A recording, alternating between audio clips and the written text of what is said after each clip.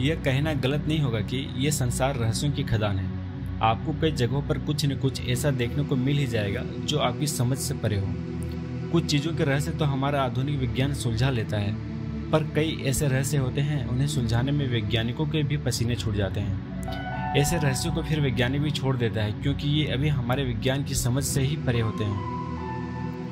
Titanic के बारे में यह बात शायद आपको नहीं मालूम होगी कि कैसे 15 अप्रैल 1912 के दिन एक भारी जहाज बर्फ की चट्टान से टकराकर समुद्र में डूब गया था। उस वक्त टाइटैनिक जहाज में 2224 लोग सवार थे, जिनमें से लगभग 1500 लोगों ने अपनी जान गंवाई। इतनी बात तो हम सभी को पता है, लेकिन बहुत कम लोग होंगे जिनको टाइटैनिक जहाज के टकराव और उनके रहस्य के बारे में पता होगा। आज के इस वीडियो में हम आपको टाइटैनिक जहाज से जुड़े अद्भुत रहस्य बताने वाले हैं। उम्मीद है आपको यह जानकारी बहुत ही पसंद आएगी। टाइटैनिक जहाज का पूरा नाम रॉयल मेल शिप था और इसको बनाने वाली कंपनी का नाम व्हाइट स्टार लाइन था।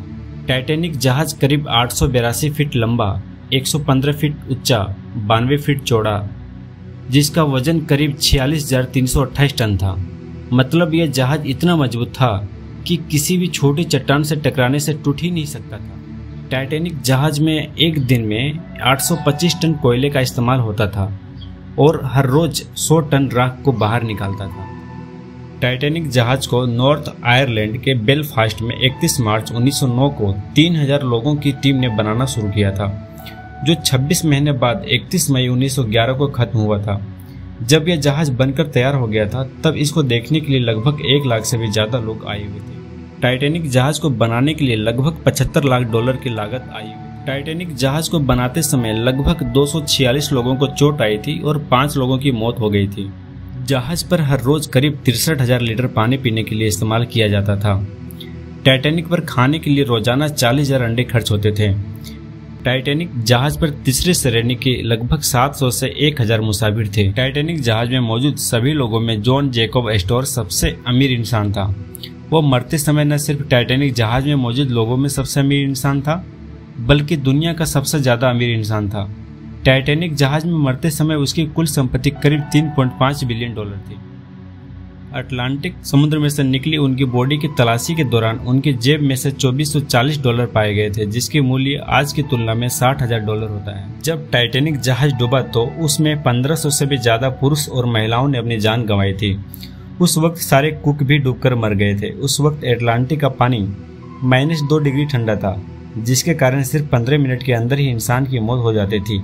लेकिन एक कुक, चार्ल्स जफी नामक कुक, तकरीबन 2 घंटे तक जीवित रहा था, क्योंकि उसने पानी में डूबने से पहले ढेर सारी विस्की पी रखी थी। टाइटैनिक जहाज की दुर्घटना उत्तर अटलांटिक महासागर में हुई थी और जहाज का मलबा ढूंढने में करीब 73 साल लग गए थे। काफी कोशिशों के बाद 1 सितंबर 1985 में जहाज का मलबा मिला था। आपको यह जानकर हैरानी होगी कि समुद्र में टाइटैनिक जहाज के 2 टुकड़े पड़े हैं और दोनों टुकड़ों के बीच की दूरी लगभग 600 मीटर है।